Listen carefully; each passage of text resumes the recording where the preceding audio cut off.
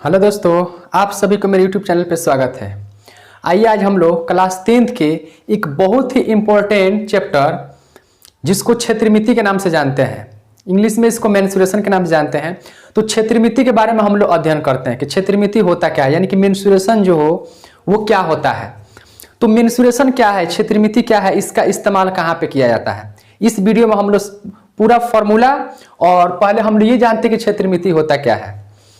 तो क्षेत्रमिति यहाँ पे इसका डिफिनीशन ऐसे तो होता नहीं है, लेकिन फिर भी हमने यहाँ पे बनाकर लिख दिया है कि किसी भी आकृति के क्षेत्रफल और संरचना, किसी भी जरूरियात आकृति जो होगा उसका क्षेत्रफल, पृष्ठीय क्षेत्रफल और उसके संरचना के बारे में जब हम लोग अध्ययन करते हैं तो उसी अध्ययन करने के जो तरीका होता है वो क्षेत्रमिति कहलाता है।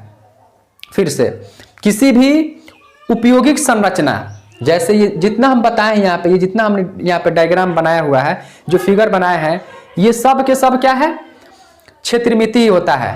तो किसी भी उपयोगिक वस्तु यानी कि वस्तु के बारे में अध्ययन करना, उसके संरचना, उसके पृष्ठीय क्षेत्रफल और उसके आयतन के बारे में अध्ययन करना क्षेत्रमिति कहलाता है। यहाँ पे हमने लिख दिया है। जैसे में वो संरचना कौन कौन सा है, तो ये उसमें सबसे पहले ये आपको आना ही चाहिए। अगर आप क्लास 10th के हैं या आप 9th के हैं तो आप इसको याद करना पड़ेगा। यदि आपको याद है तो और बेहतर है, लेकिन याद नहीं है तो आपको यहाँ पे देखना होगा। और अगर आपको याद है फिर भी आप इस वीडियो को पूरे अंत तक देखें। अगर आप नहीं जानते हैं तो यहाँ से देखिए, मैं इसको बिल्कुल जीरो से मैं बताने की कोशिश कर रहा हूँ। तो सबसे पहले इसमें आता है वृत्त, सर्कल, जो कि हम लोग क्लास 8 में ही पढ़ चुके हैं। यहाँ पे देखिए, ये सर्कल, वृत्त हम लोग एक एक करके पढ़ेंगे। यहाँ पे फिगर तो हमने बहुत सारा बनाया हुआ है, लेकिन हम इसमें एक एक करके हम लोग पढ़ेंगे। पहले हम लोग वृत्त पढ़ेंगे, फिर इसका वेलन, सिलेंडर पढ़ेंगे, फिर शंकु, फिर वर्ग और फिर समचतुर्भुज क्या होता है पहले हम आपको बता दें, उसके बाद से हम लोग इसका फॉर्मूला देखेंगे। देखिए, तो वृत्त जो होता है ना, तो वृत्त जो होता है ना, किसी भी पार्ट्स, कोई भी वस्तु होता है, जब उसको बिल्कुल बीच से गोल एकदम काट लेते हैं तो वो वृत्त होता है। वृत्त और ये देखिए गोला, कितने स्टूडेंट जो होते हैं, कितने जो बच्चे होते हैं, वृत्त और गोला दोनों सेम समझते हैं, लेकिन दोनों सेम नहीं होता है। वृत्त जो होता है एक तरफ से गोल होता है, एक तरफ से गोल होता है, दोनों साइड से गोल नहीं हो, चारों तरफ से गोल नहीं होता है। लेकिन गोला जो होता है ये चारों तरफ से गोल होता है। वृत्त जैसे आपके कॉपी है और उस कॉपी के एक पेज को अगर बिल्कुल बीच से ऐसे काटते हैं गोल, तो बिल्कुल वो वृत्त कहलाएगा। लेकिन गोला जो होता है वो फुटबॉल, आप लोग देखें फुटबॉल या क्रिकेट का जो गेंद होता है वो चारों तरफ से गोल होता है। या आप कंचे खेलते हैं गोली, वो भी क्या होता है, बिल्कुल गोल होता है। तो वो गोला होगा, स्फीयर। और वृत्त जो होता है जो एक तरफ से चपटा हुआ होता है, दूसरी तरफ से नहीं होता है। जैसे पैसा, 1 रुपया का जो सिक्का होता है या 2 रुपये या 5 रुपया का जो सिक्का होता है वो वृत्त के आकार के होता है, उसको गोला नहीं बोलेंगे हम लोग। गोला क्रिकेट का बॉल होगा या फुटबॉल होगा, और पैसा जो होगा वो वृत्त होता है। तो हम वृत्त के बारे में डिस्कस करेंगे, है ना। पहले ये वृत्त आपको समझ में आ गया होगा। अब वेलन जो, ये वेलन, सिलेंडर, जो हम लोग खाना बनाते हैं सिलेंडर में, वो एक आकृति का होता है, इसलिए उसको सिलेंडर बुलाता है, क्योंकि वो बेलनाकार आकृति का होता है, यानी कि सिलेंडर आकार का होता है, इसलिए उसको हम लोग सिलेंडर बोलते हैं। तो सिलेंडर में क्या क्या होता है हम लोग देखेंगे। तो यहाँ पे ये हो गया, इसमें 2 वृत्त लगा होता है। ये वृत्त पहले हम लोग पढ़ेंगे। इसमें 2 वृत्त लगा होता है, एक नीचे यहाँ पे वृत्त लगा होता है और एक ऊपर यहाँ पे वृत्त लगा होता है। यानी कि इसमें 2 वृत्त, एक नीचे से और एक ऊपर से, 2 वृत्त इसमें लगा होता है, तब ये जाकर वेलन बनता है। ठीक उसी प्रकार शंकु देखे होंगे, आइसक्रीम अक्सर आप खाते होंगे। आइसक्रीम जो होता है जिसमें कुल्फी, जिसको हम लोग बोलते हैं, कुल्फी के अंदर जो आइसक्रीम डालते हैं तो वो जो किस आकार का होता है, वो एक शंकु के आकार का होता है। और उस शंकु के आकार में, यानी कि उस शंकु के अंदर आइसक्रीम को डालकर खाते हैं। या आप लोग अक्सर टाउन में जाते हैं तो देखते हैं कि सड़क के बीचों बीच में, सड़क को 2 भागों में बांटने के लिए कुछ शंकु के आकार के वहां पे लाइन में लगा होता है। यानी कि शंकु के आकार के कुछ आकृतियां आप देखते हैं कि सड़क के बिल्कुल बीचों बीच से सड़क को 2 भागों में बांट दिया जाता है। वहां भी आप देखते होंगे, या अक्सर हम लोग देहात एरिया में रहते हैं और देखते हैं जो बेरी होता है, तो बेरी के ऊपर जो खोप ऐसे लगा होता है वो भी किस आकार का होता है, वो शंकु के आकार का होता है। तो उसके बारे में हम लोग अध्ययन करेंगे तो ये शंकु के आकार, ये शंकु है। अब यहाँ पे आता है स्क्वायर यानी वर्ग। तो वर्ग क्या है?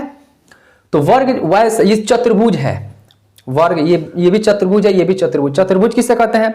तो जिसमें 4 भुजा होता है उसे हम लोग चतुर्भुज कहते हैं। तो इसमें इस वर्ग क्या है? जिसकी वैसा चतुर्भुज जिसकी चारों भुजा आपस में क्या हो? बराबर हो। वैसा चतुर्भुज जिसकी चारों भुजा आपस में क्या हो? बराबर हो, उसे हम लोग वर्ग कहते हैं। यहां भी वही होगा कि वैसा चतुर्भुज जिसका चारों भुजा आपस में बराबर हो, तो उसे हम लोग समचतुर्भुज कहते हैं। तो सर यहाँ पे जब दोनों के भुजा आपस में बराबर है तो फिर इसमें फर्क क्या है, क्या अंतर है? बस थोड़ा सा अंतर यह है कि इसके प्रत्येक कोण, यहाँ पे देखिएगा, इसका प्रत्येक कोण 90 डिग्री का होता है, लेकिन इसका प्रत्येक कोण 90 डिग्री का नहीं होता। बस यही अंतर होता है। आपसे कोई पूछता है तो आप बस यही बताएंगे कि वर्ग जो होता है इसके सभी भुजा आपस में बराबर, चारों भुजा आपस में बराबर होगा। एक भुजा अगर 10 सेंटीमीटर दे दिया तो ये सब के सब 10-10 सेंटीमीटर का हो जाता है।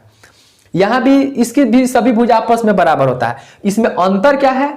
तो अंतर यह है कि इसका प्रत्येक कोण जो होता है वो 90 डिग्री यानी कि 90 डिग्री का होता है, लेकिन इसके प्रत्येक कोण 90 डिग्री का नहीं होता है, बढ़ता है। और यहाँ पे ये ज्यादा भी हो सकता है और यहाँ पे ये कम होगा। इसके आमने सामने के इसके आमने सामने के जो एंगल होता है वो बराबर हो जाता है।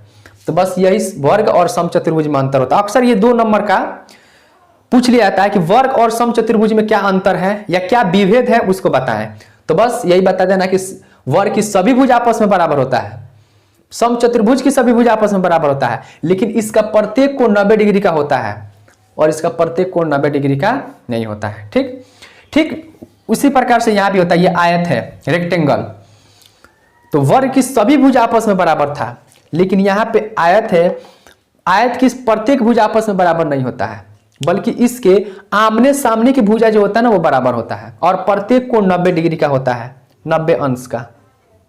याद रखना आपको कि आयत के आमने सामने की भुजा आपस में बराबर होता है। ये इसमें लंबाई और चौड़ाई दिया जाएगा। वर्ग में लंबाई और चौड़ाई नहीं दिया जाता है, उसका एक साइड दे दिया जाएगा और चारों आपस में बराबर हो जाता है। लेकिन जब भी आयत आएगा तो आयत में लंबाई होगा, ये लंबाई होगा और कुछ चौड़ाई होगा। अब कितना है वो हम लोग पढ़ेंगे। तो लंबाई और चौड़ाई होता है।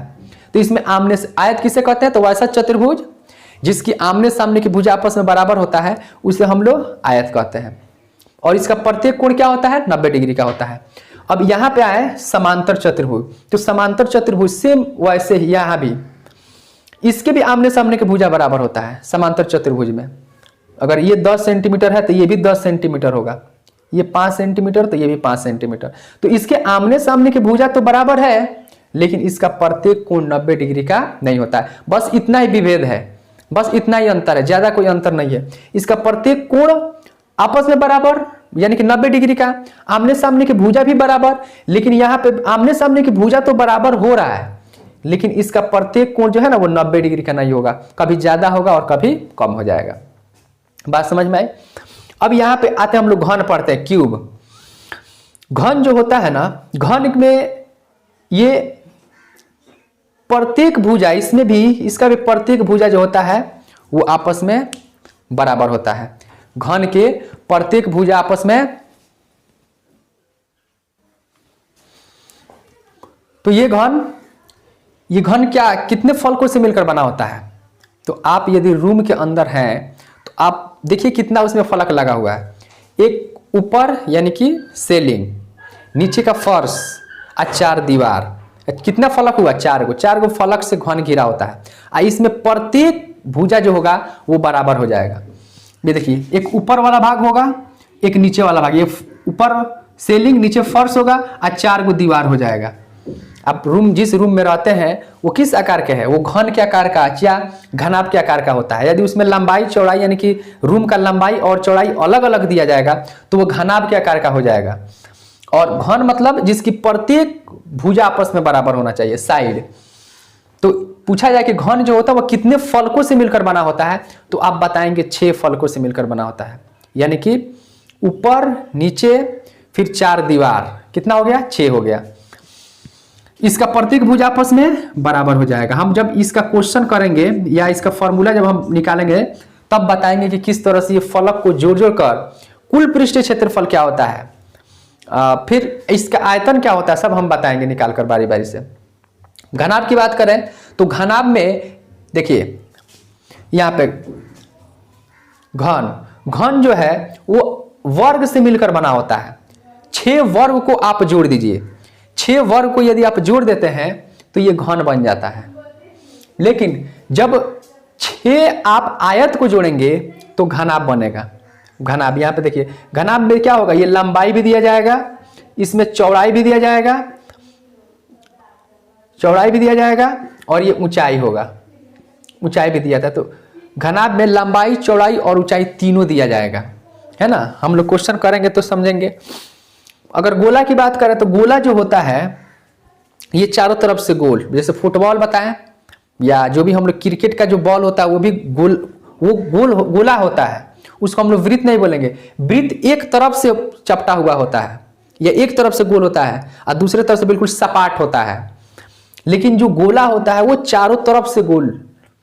फुटबॉल देखते हैं ना आप, गेंद को कैसे मारते हैं तो वो लुढ़कते हुए आगे की ओर बढ़ता है। अर्धगोला, इसी में से आधा, देखिए यहाँ पे पूरा ये गोला है और इसी में से यदि आप इसको हटा देते हैं ये, तो क्या हो गया, अर्धगोला हो जाता है। अर्ध मतलब आधा गोला, तो ये आधा गोला हो गया, तो ये अर्धगोला हो गया। यानी कि इसको इंग्लिश में बोलते हैं सेमी स्फीयर बोलते हैं इसको। तो यहाँ पे कितना आकृति हुआ, 1 2 3 4 5 6 7 8 9 10 और 11।